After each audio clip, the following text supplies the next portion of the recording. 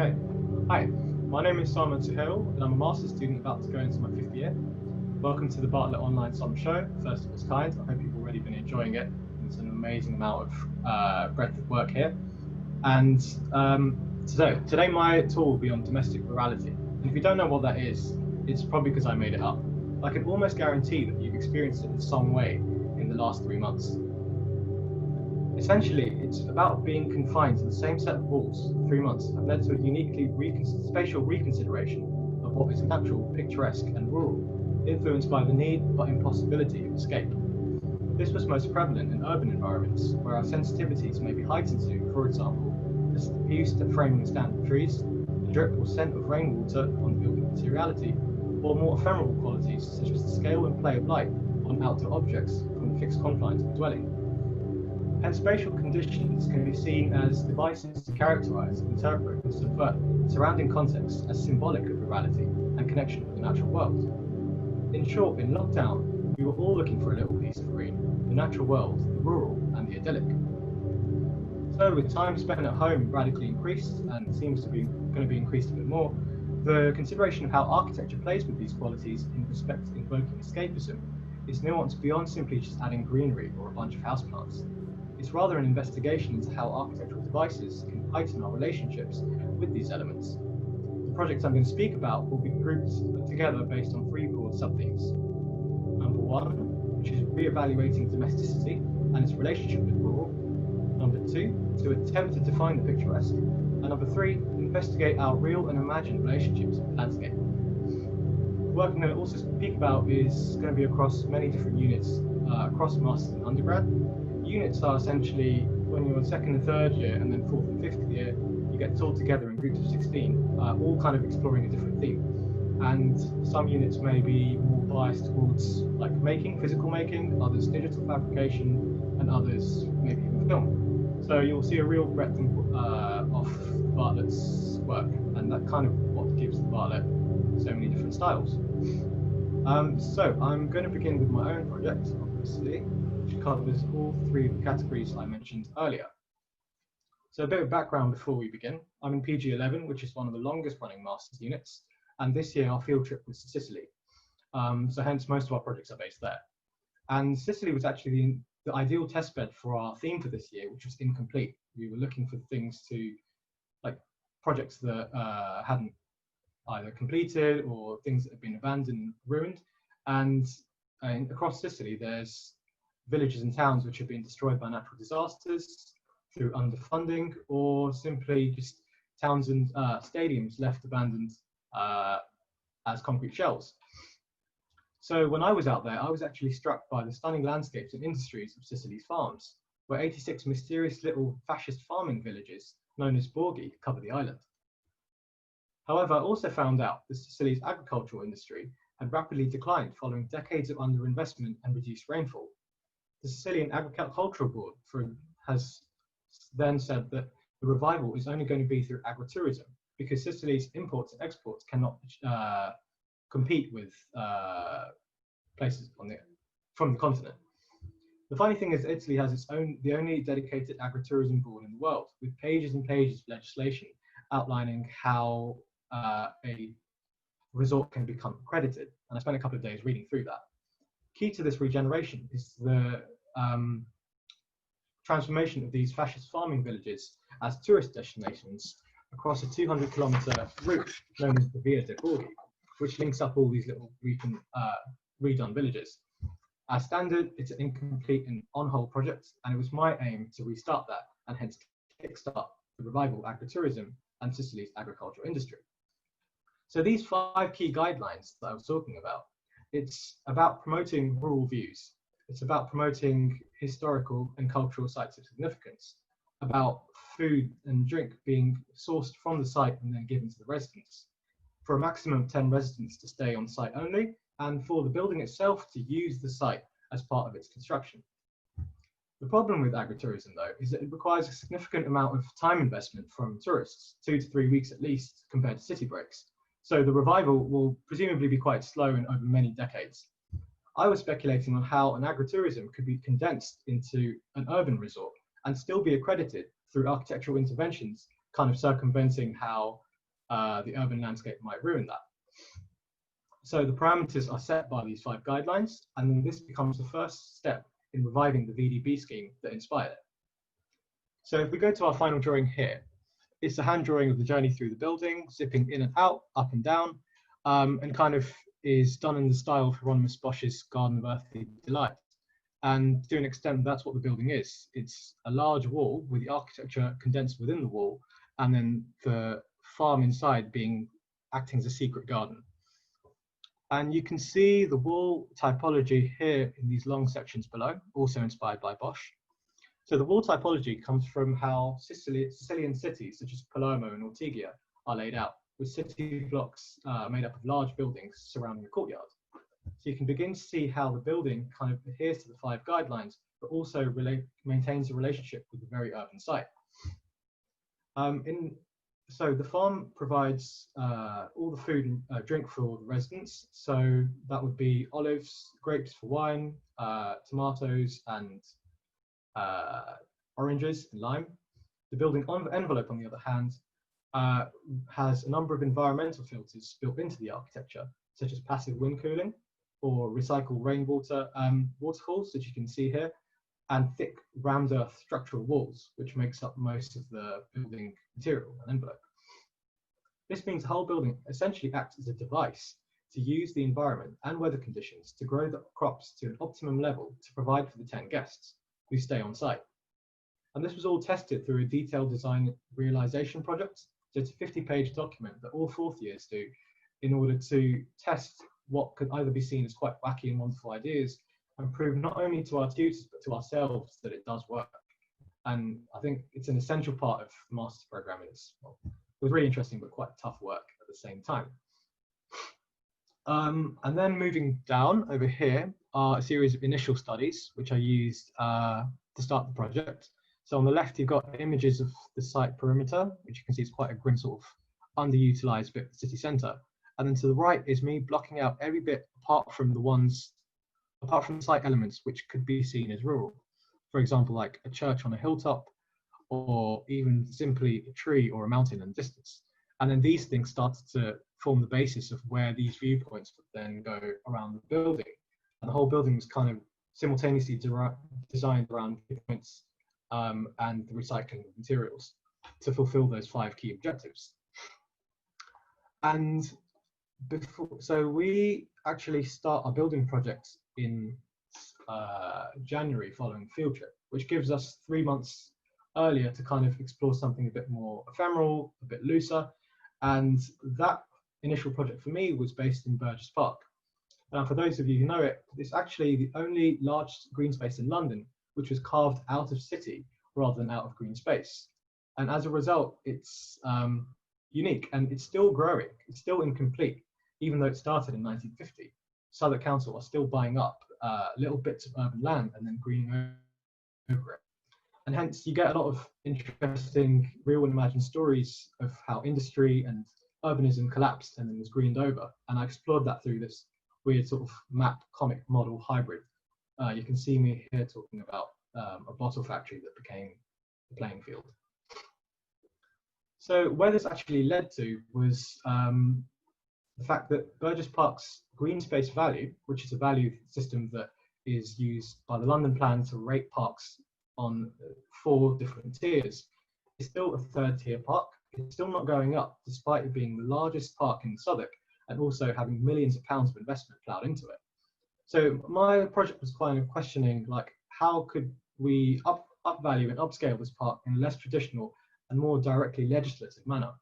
So reading through, again, many pages of quite boring Southwark Council guidelines, I came up with this, one of a series of architectural interventions which upvalue the Burgess Park.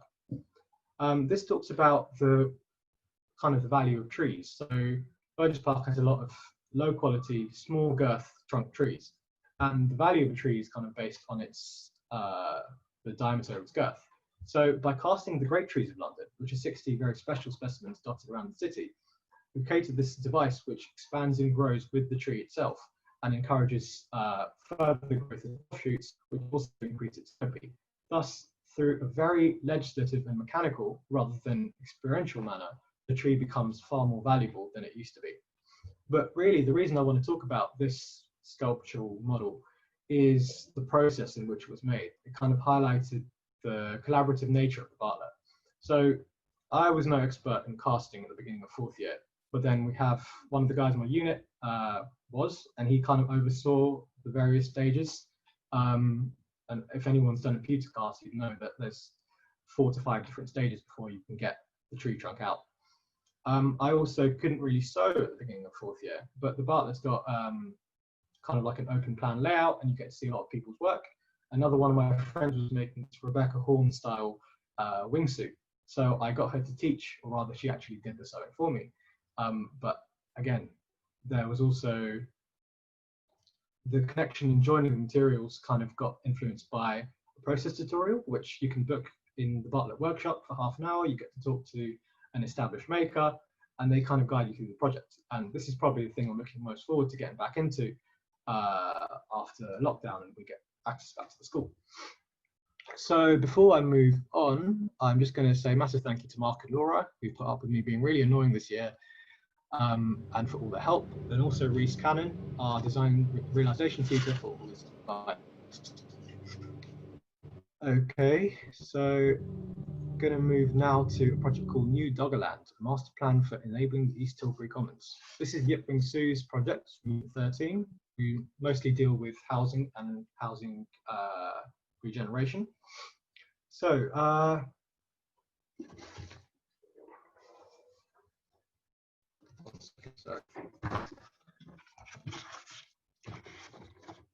So this project is based on a relationship between domestic living and the natural world, and how floodplains and forestry along the Thames can invoke a new type of utopia. Now, this is a radical master plan that uses the inevitability of flooding to its advantage, but the initial forestation of it was seeded 50 years ago before the scheme you see today. The scheme you see today is something that actually changes with the environment, that accepts that working with nature may be more beneficial than fighting against it, through the historic principles of commoning. This is like an exploratory model, or render that looks like a model because it was initially built that way. And these are some lovely renders of what it would be like to live in this housing scheme, which I'm sure is more than just domestic rule, but rather utopic. So what happens here, static architecture kind of gives away for a more ephemeral living. Another interesting thing about this project is the process in which it was conceived. And it's something Yip calls plurticipation. It's yet another made up word, but you can add it to your dictionary of Bartlett terms. So he used this through this interactive model, which initially was tested in East Dulwich and Dawson's Heights for residents to improve their estate through interacting with this test bed and through looking through certain filters. And then it was applied again to East Tilbury. And so really the beauty of this project ends up being that even though it's a top-down master plan that kind of looks quite detached, it was actually designed from the bottom up through interactions and conversations with residents to create this massive and radical design. And it kind of will redefine the way we understand rural living. Okay, so now I'm going to stick with Unit 13 and move on to Jonas's project. So this one deals with a very interesting part of domestic rurality and the concept of overlooking. So the way my own and surrounding houses at home are laid out mean that all the gardens kind of converge in the center of the street block, meaning that views from the rear of the garden become more like a park, and trees and planting line up to conceal boundary fences and the urban location. Hence, I believe we shared rurality through lockdown, each neighbour being somewhat responsible for the collective landscape, despite the intangible boundary lines. This created a somewhat shared responsibility, though, to keep the inside of the block invoking as much escapism as possible, despite the actual conversation never taking place. The caveat, or positive, depending on how you see it, is that neighbours end up meeting eyes from the house far more often than expected. And this brings up onto the question of domestic relationships of overlooking and how they can be challenged through architecture.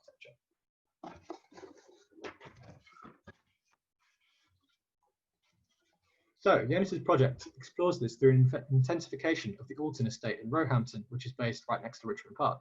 and he calls this responsive city. The responsive city proposes a new way to inhabit and change the density of cities, where the boundaries between social distancing and daily inhabitation start to overlap and interact with each other. This project is particularly focused on the notion of overlooking, the interpretations of overlooking, that is, how overlooking can both mean to provide a view of and to oversee, as in not seeing, are translated into social interactions and architecture. The project inhabits a gap site around existing slab blocks built in the 1950s. As physical and mental aspects of life become more disconnected from their surroundings, this project speculates on what it means to inhabit transparency and how this notion can help to connect individuals. As a result, the project becomes an ecosystem of overlooking and a housing typology that stems from its immediate surroundings. Ultimately, this project asks questions such as, does considering transparency in all stages of the process create stronger bonds between the inhabitants? Does it help nurture an environment which is more responsive to both societal and environmental change? Okay, so this is loading up a bit. There we go.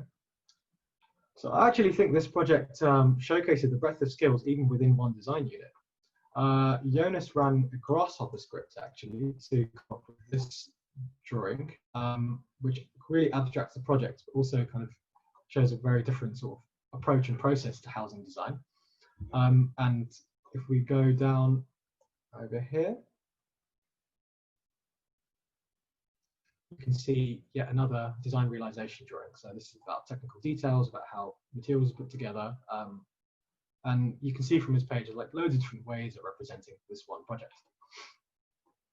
So going back to the idea of shared domestic rurality, it is inevitable that planning laws and restrictions come into play, where one aims to protect, for example, a conservation area. I believe that understanding how legislation and theory defines a picturesque is essential to informing how we might design with these elements in mind. This could be through the curation of views, passive environmental control, or one-to-one investigations between the relationships of the body, the natural, and the constructed. We're now actually going to go to UG0, so that's an undergrad, and look at Becky Honey's Hampstead Waterworks project. I love this one. So this is this one talks about water security and vulnerability in London's floodplain, where there's an excess of water in some areas and deprivation in others. It uses Hampstead Heath as a case study, where the picturesque geology has been formed by water flows across many centuries. And the proposal is a new waterworks and meteorological centre that sits between two ponds in order to measure the hydrological cycle in respect to the changing climate. So she proposes a series of motion satellites, which you can see over here, which were tested as technical models to aim to frame these environmental changes within the laws of the picturesque, which are inspired by romantic paintings of landscape through a series of scientific and aesthetic manipulations. We can zoom this one.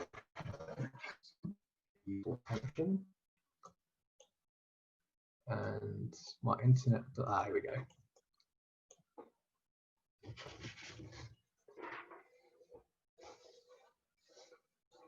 Okay. So what I find most interesting about this project is, in respect to the theme of the tour, is the way the architecture almost plays like a set design, a manifestation of something as intangible as romanticism. How this might affect us in the day-to-day domestic setting? It could be through the manipulation of planning laws to achieve a desired picturesque result in both new and retrofitted architecture. The result of such manipulation may be some really original piece of design that standing alone look alien, but in the wider context of things, or just through a viewpoint, curate something to fulfill not only the residents, but a planning officer's desires, as well as the residents themselves. And it's good we can zoom here. So this is like a different sort of angle, whereas the other drawings were probably more ephemeral and more talking about the landscape. This one talks architecturally about how that's achieved. And again, it's third years also do a technical report, longer than ours even, which test the ideas. Okay, so we're going to stick with third year and go to Olivia Schu's Cemetery, which is in Prague. And this also talks about, also kind of bases its thesis on landscape paintings and evoking that kind of romanticized historic sense of rurality. So this one is a proposal for a cemetery, which is within the city centre of Prague, which basically the city's ran out of cemetery space, and yet this kind of like aims to change that through a series of architectural interventions that connect the viewer or the walker with the landscape in the natural world. So I chose this project because it has actually some really nice images and that invokes this sort of escapism. So these interventions kind of like, for example, are this metallic roofscape, and that controls rainwater into vegetation, and that flow is then recorded by the resulting rust patterns. So the sound of falling water on that very roof taps into a different human sense. The concrete seats are heated by the fist, which then helps mourners relax and grieve peacefully in the cemetery. It's again clear with both of these undergrad projects that testing in technical design was critical to the process. And then here we can look at her section. My internet doesn't want me to, here we go.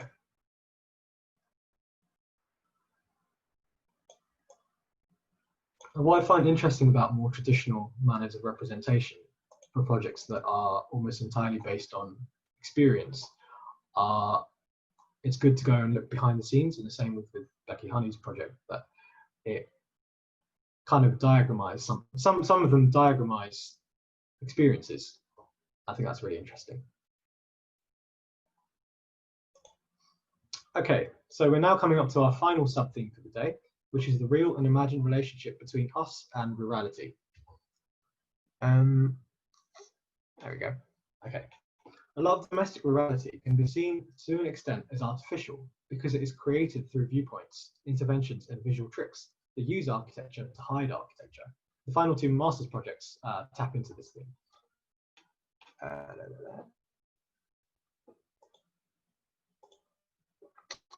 So we're going to go to Connor Clark from Unit 25. This is actually one of my favorite things that were produced this year. This is the garden jacket. It's a garment used to confiscate objects within the landscape it passes, thus serving as a memory theatre, reading and recording a journey. And it's inspired by Jorge Luis's Borges map, which is an immediate condition that is both an expansion. Look at this, looks like a high fashion kind of project. It breaks down civic and property lines and questions the role of the garden in acts of enclosure and exhibition. The approach of this project when tackling architectural spaces is born from the body outwards. It's very different to some of the ones we've seen already. So here, the folding and unfolding was a key idea in the project. When you fold, you take the inside of something and turn it inside out. This speaks to ways in which bodies interact with the world and how other bodies, for example, the interior of the mouth, extends out to form the lips. Hence, it's the blurred line between the interior and the exterior. We know insides and outsides through touch. Clothing mediates how we touch the world and how we're touched by it. Connor looked to the internal constructions in tailoring and layering materials. Pockets are found here in interstitial worlds where the hand goes into the internal construction. So I thought these images were actually really powerful, even kind of like zooming out from the project and simply as a spectacle of how rurality is framed, and you kind of get this exploded sense of the body, but also as the architecture, framing this viewpoint that only works in certain ways. So he took techniques from both men's and women's wear to kind of create these images. The window picture shows his beginnings learning from women's wear and applying volumetric tricks used to negotiate the landscape, and the shoulders, breast, waist, and hips to an architectural setting and scale. The structure is also embodied in the body of the fabric. Okay. The interest of this project actually became more about the trace of the outside of the figure, and the view and framing of the image also moves along the horizon line, so that the viewer is put in the situation of also sitting down. I think this is one of the most powerful images I've seen across this summer show, actually, and I just, yeah, definitely check this project out. Okay, so we're going to go full circle now and back to Unit 11 in Sicily. We're going to end with Carolina. So, got some nice films for you here. So she just graduated. Our visit to Mount Etna was undoubtedly the highlight of our field trip. And this project kind of talks about the impact of tourism on the landscape and speculates how a new hotel based further down slopes at the town of Ceferena Etna can interpret and replicate the experiences I sought after at the top of the mountain, which unfortunately we didn't go quite to the top of. So the project actually began with a device which acts as a personal intervention between Carolina as a tourist and the landscape to highlight the characteristics of an imperfect volcanic terrain. This was done to further understand how people interact with touristic landscapes and what is important to them. In this instance, the importance will be placed on reaching the top of the volcano. However, the device was used far away from the top and instead appreciated the immediate context it was positioned on. So here's another film filmed on the infamous, oh, we've got a network error. Okay, well, you must see this film by going to Carolina's page afterwards. It was filmed on our infamous Theo drone. And yeah, go to her page to see that because my internet's not going to allow it. But also what's interesting is how those sort of on-site readings then translate into architecture. And here you've got some process models of the building kind of forming the different routes up and down the slopes being interspersed with different buildings that do different things. Card process model. And here is one of the final renders, an example of one of the architectural interventions. So this is in a pavilion where the exhibition of the existing landscape is enhanced by the falling water, and it decomposes the lava of this rock through consistent rainfall into the building, which slowly changes lava into soil. So what she's done here is he's basically compressed an environmental condition into something that can be experienced almost in a bite-sized form and allow the top of the mountain to kind of heal from the years and years of tourist impact. And the implication for this in a domestic rural setting are really great, because at some point, perhaps in the future, we could begin to import grander and more ambitious bits of the British countryside into our homes through inventive architecture, so we can continue living in our cities, but in a healthier, greener, and more space-efficient manner. Okay, so that is actually all from my talk. You can see all the projects in the description box below, and I should have mentioned this at the beginning, but I'm available for any questions at the YouTube link over here. Thank you so much for listening. I hope you enjoyed it.